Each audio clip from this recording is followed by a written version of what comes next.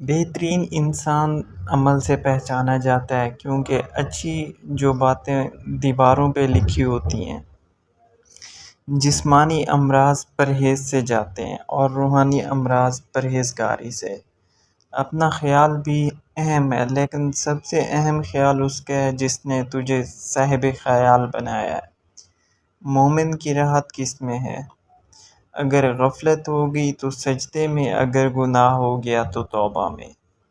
ہمیشہ سچے لوگوں سے دوستی رکھو، کیونکہ وہ اچھے دنوں میں سرمایہ اور برے دنوں میں محافظ ہوتے ہیں۔ زمانے کا شکوہ نہ کرو، بلکہ خود کو بدلو، کیونکہ پانی کو گندگی سے بچانے کا طریقہ جوتا پہننا ہے، نہ کہ سارے شہر میں قالین بچھانا ہے۔ دولت کا بہترین مصرف یہ ہے کہ اس سے عزت اور آبرو کو برقرار رکھو۔ تم پانی جیسا بنو، اپنا راستہ خود بنا لیتا ہے، پتھر جیسا مت بنو جو دوسروں کا راستہ بھی روک لیتا ہے۔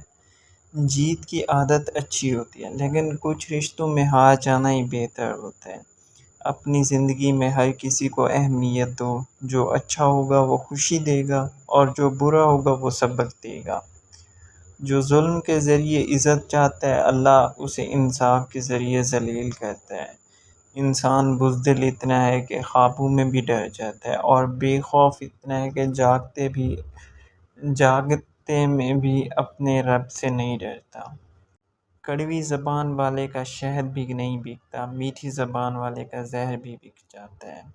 اللہ سے محبت کرو، وہ آزمائش تو دیتا ہے، مگر آزمائش میں بھی تنہا نہیں چھوڑتا۔ ایک آدمی جو 50 سال کی عمر میں دنیا کو ایسے دیکھتا ہے جیسے وہ 20 سال کی عمر میں دیکھتا تھا، تو اس نے زندگی کے 30 سال ضائع کر دیے۔ جس لمحے آپ اپنے آپ کو اہمیت دینا شروع کریں گے، یہ دنیا آپ کو اہمیت دینا شروع کر دے گی۔ جب تھک جاؤ تو رکنا مت، رکنا تب ہے جب کام مکمل کر لو۔